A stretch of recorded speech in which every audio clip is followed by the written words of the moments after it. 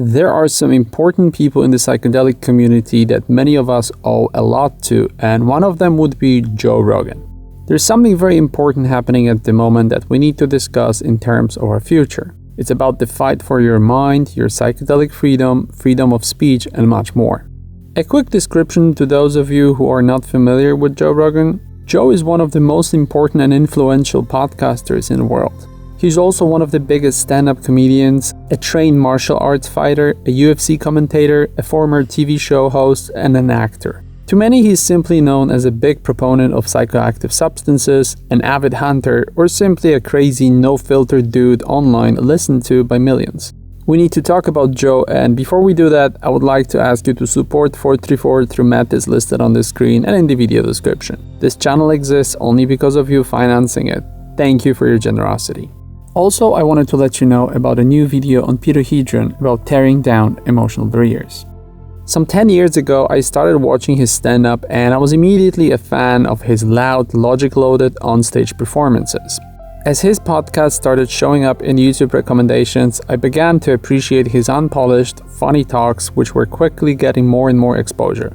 It was Joe Rogan's podcast that convinced me to try psychedelics to cure my depression, specifically speaking episode number 470 with Amber Lyon. The reason 434 exists is Joe Rogan's courage and perseverance to talk openly about the benefits of the use of psychedelics and weed. It is why you're listening to me now and why the internet is now being filled with the knowledge about machine elves. There are some issues that need to be addressed here before we continue. To anyone who's been following Joe's career, it seems like he became an important personality organically. He started from doing martial arts and then he moved on to doing stand-up. Next, he started appearing on TV screens and then he started his podcast. Of course, like everybody else, I have my doubts as to whether Joe came to fame and his position without anyone's help. Although Joe explained it in detail many times how he came to where he is now, I'm highly suspicious of anyone who has ties to Disney, Warner Bros., NBC, CBS, and Hollywood. It's not just the history of his fame that many people have an issue with. When talking about Joe, we need to take into account the criticism he receives. Together with Elon Musk, he seems to be one of the biggest proponents of artificial intelligence and DNA manipulation. He talks about this in almost every episode, and it sounds very often like there's an agenda behind it. Maybe it's just one of the things he's really interested in, but it seems a bit shady to me and others. The other problem many people have with his podcast is a clear bias when it comes to conspiracy theories that he used to be a big fan of. At some point, he started making fun of 9/11, Yeti, and Flat Earth. It doesn't feel like he ever wanted to address these issues by talking to some guests who have expertise in the area. It seems Joe's only interested in ridiculing these issues without logically disseminating them. Also, those of us who have been watching this podcast for a long time noticed his guests turning mainstream and political, with the likes of Jack Dorsey, Bernie Sanders, Tulsi Gabbard, and others. My theory is that he grew too big and might have started threatening the status quo. There's a lot of talk online about him getting a visit from men in dark sunglasses, giving him an offer he couldn't refuse to control his abilities to form a movement. But to his defense, I can say that it's not easy not injecting your personality into the content that you're producing, and I understand that it might be the reality of attracting millions of views that we know nothing of. We might not like his occasionally weird or illogical ideas about hunting animals because they apparently suffer too much in the wild, or treating Brian Redban like a podcasting prop when Joe wants to have a 3-hour monologue. But it's his show and he can do whatever he feels like with it. At the end of the day, it is clear that no one has done for us as much as Joe, and something very important happened recently that made me think that we need to talk about him. As some of you might have heard, Joe Rogan announced recently that he's leaving YouTube. The Joe Rogan Experience podcast from September 1st will be moving to Spotify, and later in the year it will become a Spotify exclusive, which means that 11 years of podcasts will be transferred to Spotify and they no longer will be available on YouTube. It is believed that this multi-year deal is worth something close to $100 million, and once this was announced, Spotify shares went up by 40%. If you want to understand how one person became so valuable, you need to look into the numbers behind his podcast. Joe Rogan is believed to personally earn about $6 million a year from YouTube ads alone, not including money he gets for promotions, endorsements, and product placements. According to independent financial estimates, this deal will bring Spotify about $40 million a year. It's not that Joe built just a successful podcast, it's that his podcast became a fortune-generating enterprise. His YouTube channel gets 3.7 million views a day on average. He has about 8.6 million subscribers. His podcast is downloaded 200 million times per month, and his videos have generated a total of about 2.8 billion views. At the current rate, he's getting close to 1.3 billion views a year, and I'm giving you these numbers to make you realize that those of you who think that Joe's decision to leave YouTube is about money, you need to understand that Joe is now a powerhouse. He's a very rich man, and it doesn't seem like he needs more money. He could stop being a podcaster and keep doing his UFC job, his stand-up specials, and he could keep running his nutrition company, and he would still make a fortune. I don't think it's about that. Especially if you look at Joe's interest and his lifestyle, which are pretty much staying away from people, eating elk meat, and working out. The rumor has it that all of this is about what is going on with YouTube and the digital freedom of speech at the moment. Most of you might remember that YouTube used to be the free speech heaven, and today, YouTube is about to become MySpace, forgotten and valueless, and it's all because of what is happening on the platform now. It is speculated that the reason why Joe decided to move to another platform is YouTube censoring his guest list. Apparently he wanted to talk to a few doctors about the global situation now, and YouTube had a problem with that. It seems that the Spotify deal is a result of the difference between being promoted by a helpful corporation and being censored by a hostile platform. And I'm talking about this because it is the same for all of us, as YouTube is slowly becoming the enemy of both the viewers and the creators. You see, when YouTube loses these 1.3 billion Joe Rogan views a year, it will mean that most of these people will leave the platform forever. I know that many of you, both in his and my case, come exclusively for content to YouTube and you don't watch anything else on the platform. Once people leave, they will not be back, and although tens of billions of views that they will lose from Joe might translate into maybe 1/300th of the total annual viewership, it has some very serious repercussions for all digital media. Joe Rogan is effectively going against big tech and their censorship.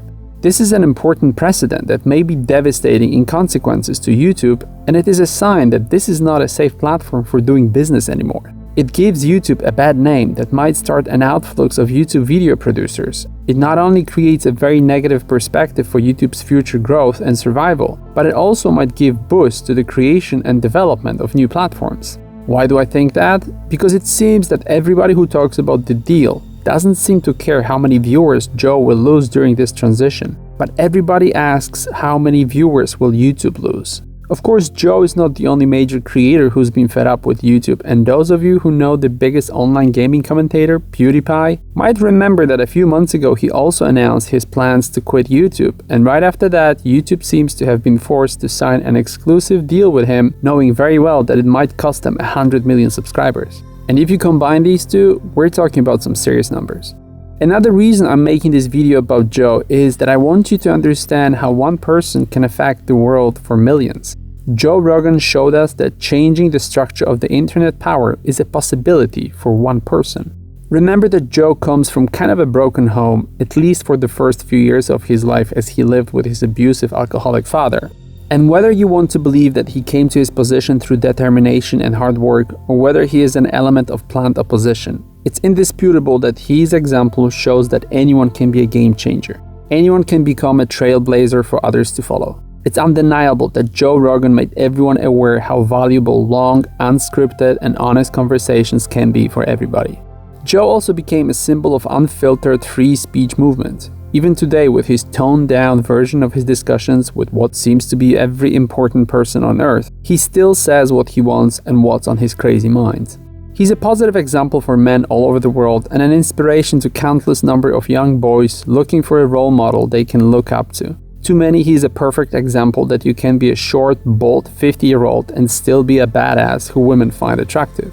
Of course, no one has done so much for the psychedelic and spiritual movement as Joe has. His legendary DMT rants have made who knows how many people try psychedelics. To this day, the logo of his show is about the psychedelic state of mind. By hosting people like Dennis McKenna or Paul Stamets, he has probably introduced mushrooms to millions of people who normally would have never had a chance to learn about the wonders of this interdimensional medicine otherwise. Those who have listened to his podcast with Graham Hancock and Amber Lyon might have had a chance to learn for the first time what ayahuasca is, and I'm one of those people. Who knows what role Joe Rogan's discussions with Duncan Trussell played in the creation of the psychedelic Netflix series Midnight Gospel.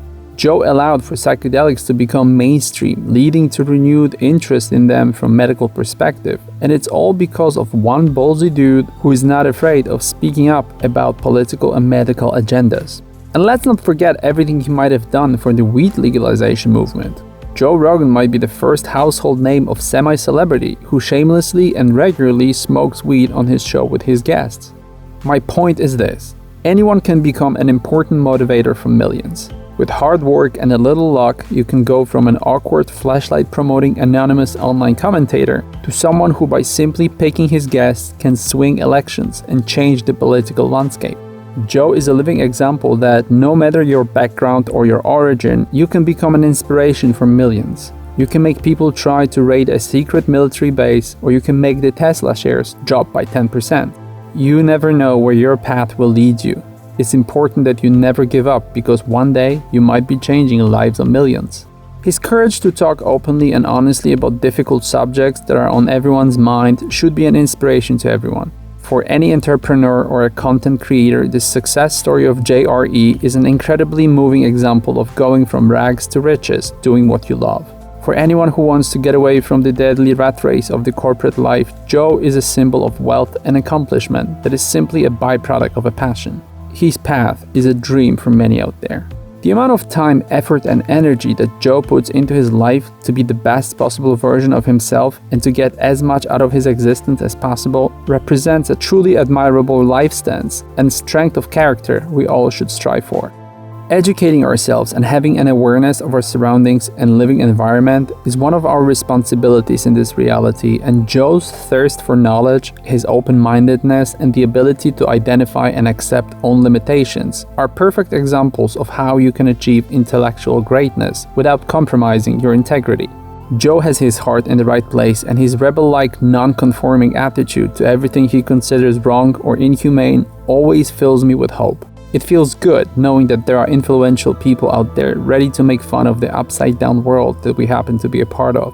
It's important that we support people like Joe, as being honest in times of manipulation and deceit is a revolutionary and brave act that needs to be acknowledged and appreciated. The world needs more people who will take action when our freedom is threatened, and we need more role models who are willing to walk the walk and face adversity. I hope you'll continue watching and supporting channels like Joe's and mine in the times of unprecedented censorship and deceitful propaganda. Without people willing to sacrifice their safety in the name of your freedom, there is no future for any of us. Please support 434 through methods shown on the screen and in the video description. Let the voice of reason reach as many people as possible. We all need it now more than ever. Thank you for your help, and I wish Joe Rogan and all of his viewers all the luck they need on this new journey. Subscribe, like, and share this video. Visit the websites of the artist and the musician I featured in this video. Leave your email address at news.b434.com to be up to date with the latest 434 information. Remember about b434.com and join 434's social media on YouTube, Facebook, BitChute, Instagram, Snapchat, Twitter, and VK. Talk to each other on Telegram, Reddit, and Discord. All links in the video description.